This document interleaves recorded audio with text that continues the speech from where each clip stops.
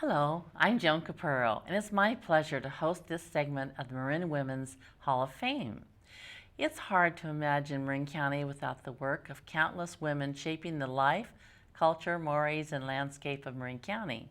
From a Frank Lloyd Wright designed civic center to high-quality public schools, artworks in San Rafael, vast areas of open space, innovative businesses, and a robust network of nonprofits, women have put their mark on Marin County.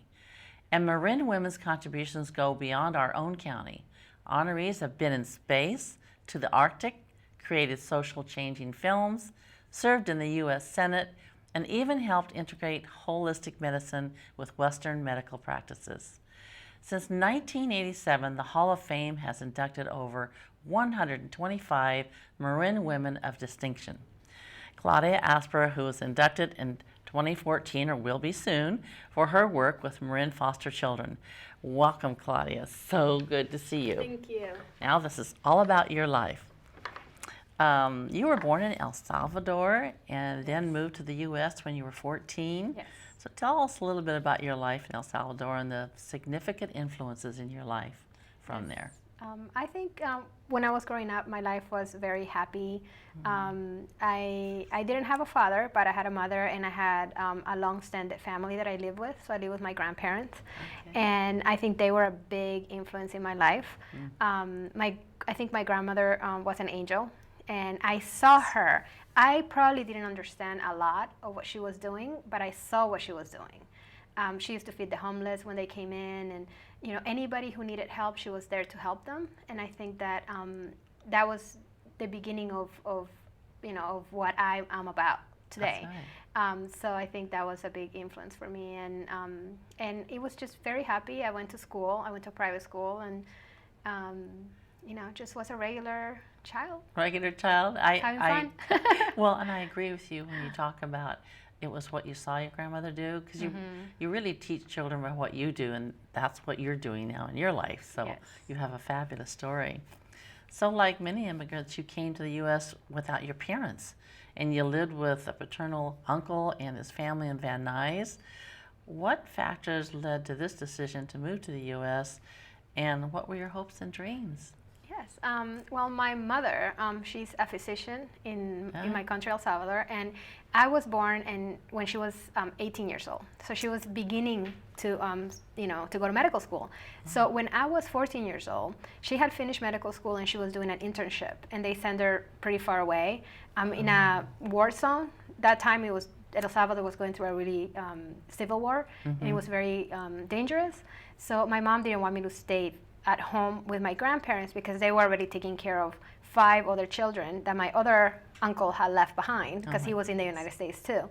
So, she called my grandma and she said, can I send Claudia there for a year while I finish my internship in this remote area? And my grandma said, sure, but I live in a senior home, so I can't have her with me, but I can call one of, our relatives and see if she can go live with them. So that's how I ended up in Van Nuys. I went to live with my dad's stepbrother that I didn't even know he existed, but I went to live with his family for a little while. They were grateful enough to, have me there, and that's when I came, and I didn't understand any English. I didn't speak any, so it was difficult, but I don't know. I always been the type that liked the challenges, and the home where I went, there were children that only spoke English.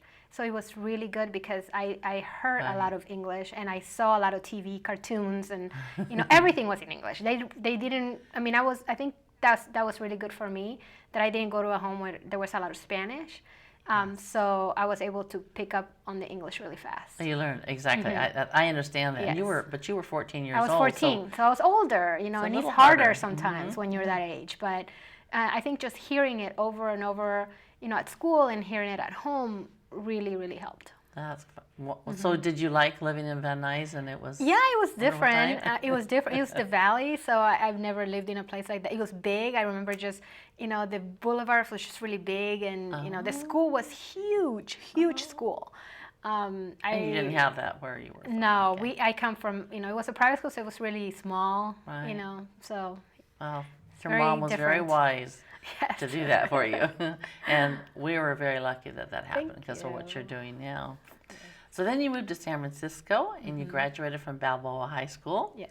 So what prompted that move and how did it change your life? Yes. So I finished up to the 9th grade 10th grade in Van Nuys High School. Okay. And then my uncle and aunt were thinking about moving back to San Francisco. So they called my grandma and said, we're moving, so we would like for her to move first, and then we move the rest of our family. So then my grandma said, okay, let me ask another uncle to see if she can come and live with him. So, we found another person, and I came to live with him. He was another of my dad's stepbrothers. So I came to live with him, and he was younger, and it was just me and him for until I graduated high school. Gosh, so that's how I came to San Francisco, and I love San Francisco. I do too. Yes, so I comparing both. No, San Francisco has my heart. Well, it sounds like everything just fell into place for you, really, in the long run. And that's why we're so lucky now. So you attended UC Davis, where you earned a BS in microbiology, and you intended to follow in your mother's footsteps, right? Yes. But you ended up on another path. So tell us how you came to Marin and to your work at the County Health and Human Services Department. Yes. So after I graduated UC Davis, I wanted, I was getting ready to I took actually my MCAT, which is the testing to go into med school. I filled out my application. Yes, I did everything. I took pre-med courses. I did everything. And then, my husband is like, my parents, his parents, I got married when I was 21. So my husband and I went to a community college first for 2 years, and then we moved to UC Davis together. Great. So we were living in the family housing. So we both finished school at the same time. So then he said, my parents, his parents lived here in Marin, and they weren't doing so well health-wise. So they said, I need to go home, to take care of my parents. So he said to me, what do you think you want to do? And I said, well, I really want to apply, but let me just get a job first. That's a big mistake. I said, let me get a job. Yes, I said, let me get a job first, and then, I apply next year. Maybe by then your parents will be doing better. So I did that. I applied, and when I was actually backtracking a little bit, when I was going to UC Davis, I volunteered at a clinic there that helped the migrant workers because Davis is a big migrant community. Right. There's a lot of big farms and big produce, all of that. So I used to work in the community clinic there. So that's how I, because I wanted to be in the medical field. So then I said, I really need experience. So all my time that I was at Davis, I worked at the community clinic and I helped midwives do births at the hospital. Oh my goodness. So I did a lot of work in the medical field when I was there, when I was going to school. And then when I came here, I said, well, let me find something similar because I have experience doing this. So I went to the county, to the clinic, and I said, do you have a job for me? And I remember the receptionist said, no, you need to go to the Civic Center and apply there because this is a county clinic. And I said, okay. So I went. And then they said, no, we're not hiring right now. And then I was like so sad. And then I called my previous supervisor. And then I said, do you know anybody in Marin County that I could talk to? Good idea. And then she said, yes, I know the director of Women's Health Services. Let me give her a call. So she gave her a call, and then she, her name is Jan Johansson. She actually gave me a call back and said, yes, come for an interview. And that's how I got to work in the county. She actually gave me a chance. Because it's difficult, you have to have an open position to be able to work in the county. And, I started working extra hire for a little bit, and then a position opened up, and I just started part-time, and, and then it became that I have been, already full-time for almost 18 years. Oh my goodness. And I really loved the job, then I couldn't go back to school. Well, because I love what I did, I really love working with the community and that's right. creating programs and supporting and that's how you programs. got that job. Yeah. Because you volunteered. Yes. And I have a belief that that's how people do become successful. Yes. That's a great story. Yes. And you were smart to call somebody and say, do you know somebody? Because that's really how you can get in. So good for you.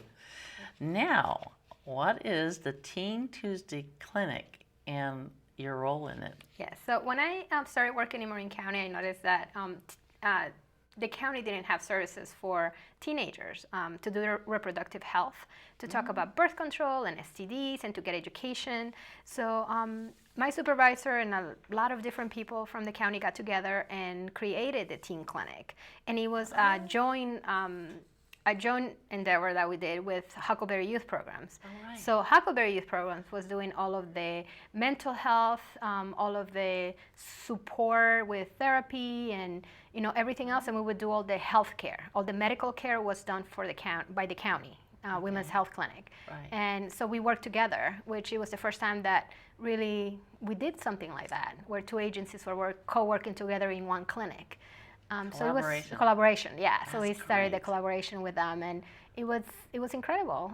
We did it for 10 years, and we used to see 30 teenagers at a time in a 4-hour period, and we did everything from STDs, birth control, to health screenings, and TB testing, and just eye exams, just everything. So far, your story is so interesting, so interesting, and all the right things have happened, Yes. but it's because of you. I can see that. And in fact, there's another story. You had a young lady named Marjorie, who was the first of your 90 foster children, who asked you to be her foster mother. So would you like to elaborate on that a little bit? Yeah, so while I was working at the teen clinic, like I said, we used to see a lot of teens come through the clinic, and we also used to do the health screening for Night Grove Lane, which was a shelter that the Huckleberry Youth Programs ran with the county, where kids who would run away, they would go and stay there, and they would have therapy with their parents to try to send them back home, or CPS, Child Protective Services, would get involved and try to figure out how they could help. So then this girl was living at Night Grove Lane, and she was waiting for a placement.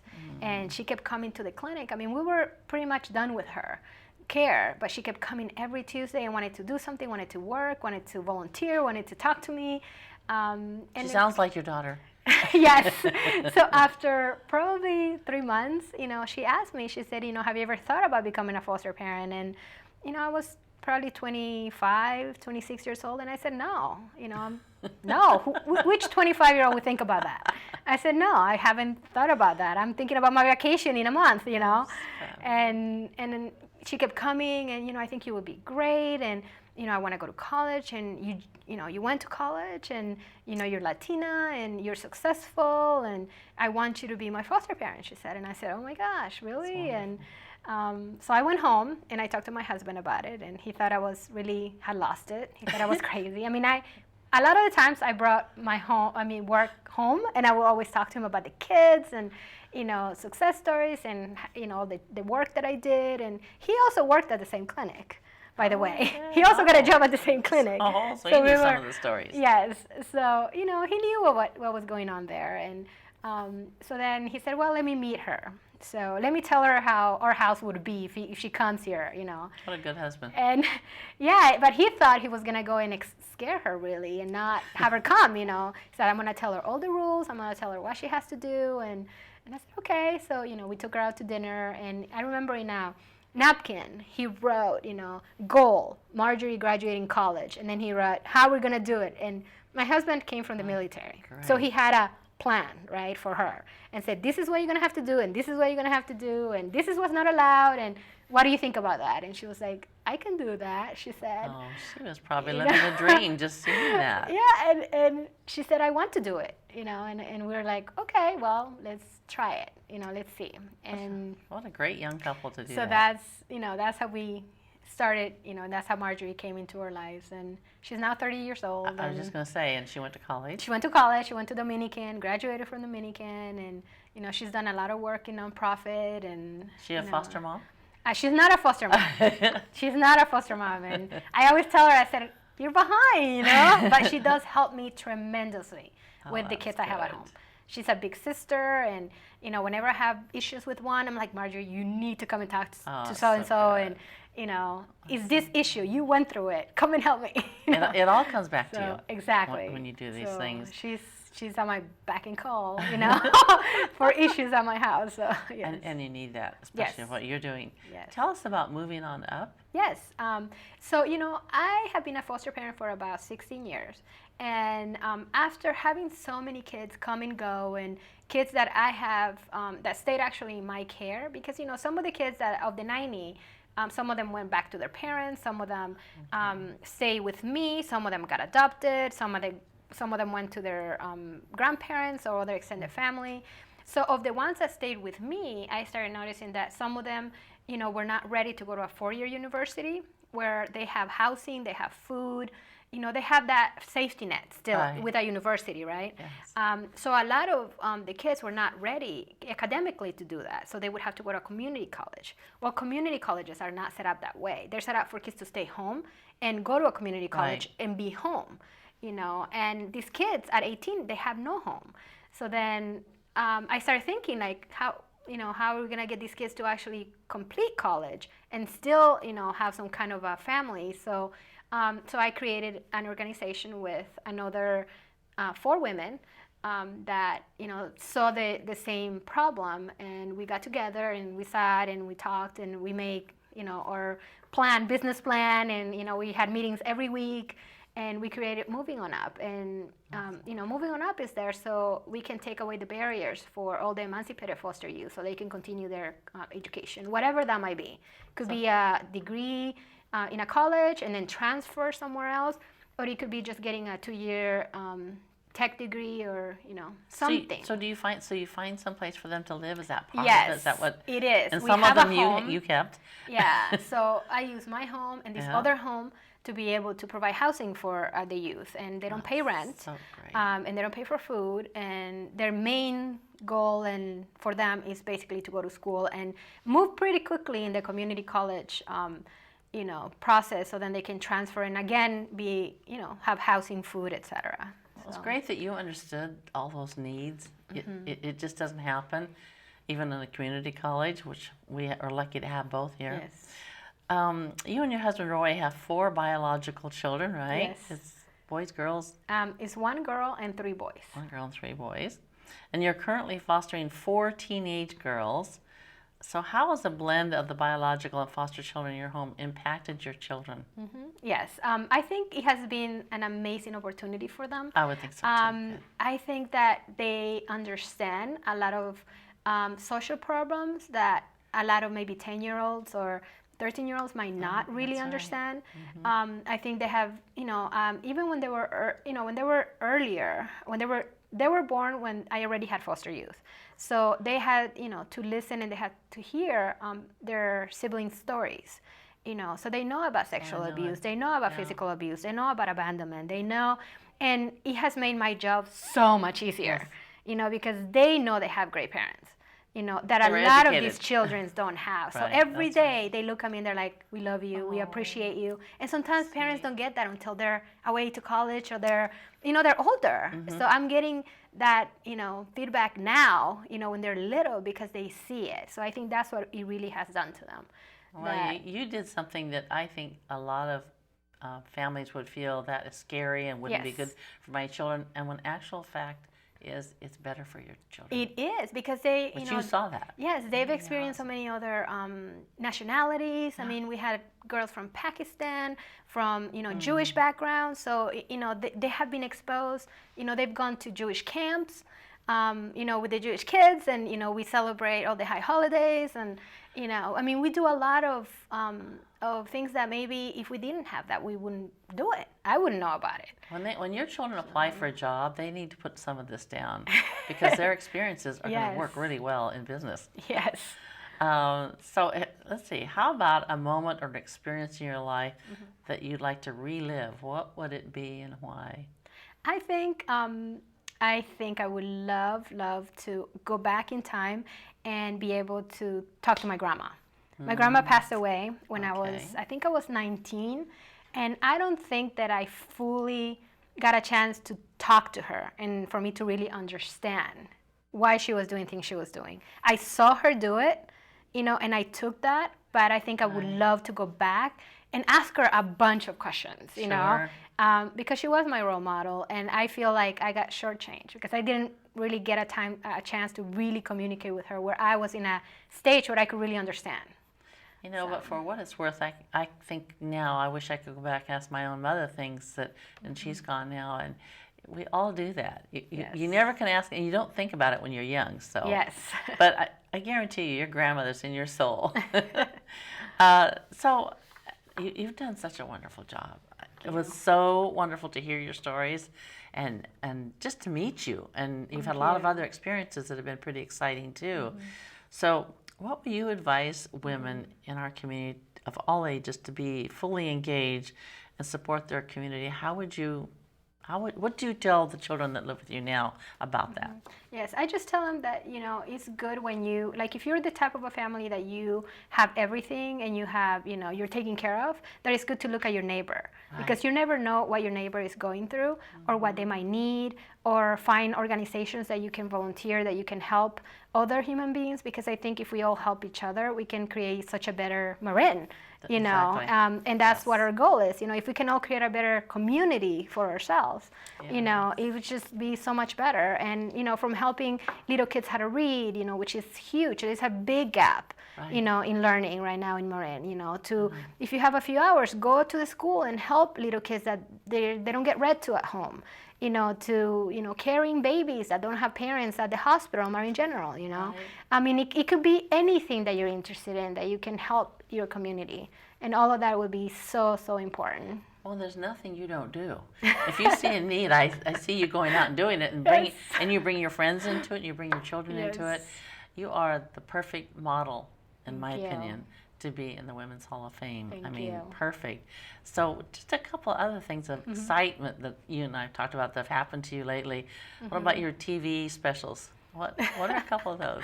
Well, so I was really surprised actually to get phone calls, out of nowhere. Just, hello, I'm calling you from, the Queen Latifah show. Would you like to be in our show? And I'm just like, okay. Or, this is Channel 5. Would you like to do a news story about your family? And I've been getting those a lot lately, and Bay Area people, and Channel 5 News, and Queen Latifah show, and then the Ellen show. you know, we want you to come. And then you're in a magazine? And I was in People magazine as well. January? In January. Yeah. And, you know, I think all of that just, you know, lets me know that, you know, that it's important what I'm doing with helping, you know, all the youth and people. And, you know, it might be that maybe 25 that I've helped, but I really have helped a lot more because, you know, it's like a ripple effect. It's their families that I've helped as well. You know, if they have children, they now know how to take care of children. What's the right way to do it? So I'm going to guess you're 60 years old because you are so wise. No. I mean, you really have an understanding about life and how to help people, and you know that it helps the children and it helps the women. So, and that's really what Women's Hall of Fame is all about too. Yes. But you are a real standout in this area. And I'm wondering, offhand, can you say how many children have gone to college or graduated from college? Yes, yes. We have helped 15 go to a community college, and then some of them community college, some of them straight to four-year universities. Some of them have master's degrees and studying their PhDs. Some of them, you know, have received their bachelor's and they're working in the community and working in programs that are important to society. So I definitely think that, you know, it's been a great, successful. Well, I'm thinking we're going to need to rent another room for this event for the Women's Hall of Fame, just for your family and friends. It's just wonderful. But, you know, it's a lot on your husband's side that you do this jointly, and that's another really important part of it, I think. Yes. Is that you can't do it alone. No. You really need help. And you're such a happy, well-adjusted person, and you hold down a job, and you have an appointment in the city today. I mean, your life is never, ever slow. Yes. So I suppose you go to bed at 1 in the morning and get up at 5? Yes. How did you know that? I was teasing, but I'm not surprised with what you do. And I remember you saying the evening we were at dinner that the children have to do their homework. Every night. Every night. Yeah. All of them. They're just... All of them are doing their homework every night and Sundays, all day. Oh my goodness. Yes. How do you answer all their questions? One at a time. They raise their hand and I'm right there. Okay, what do you need? Okay, this is how you do this. Go do it. Then I go to the next person, next person. Oh, Claudia, that's wonderful. It has been so good to hear your story, and our viewers are already going to be excited. So I want to thank you, Claudia, for your time and for sharing your incredible life. It is really incredible. Thank you. And you are so well balanced. So thank you to the viewers for tuning in. And the Women's Hall of Fame is a project of the YWCA of San Francisco and Marin. If you would like to learn more about our program and our honorees, please visit www.ywcasf-marin.org. Thank you. Oh my gosh.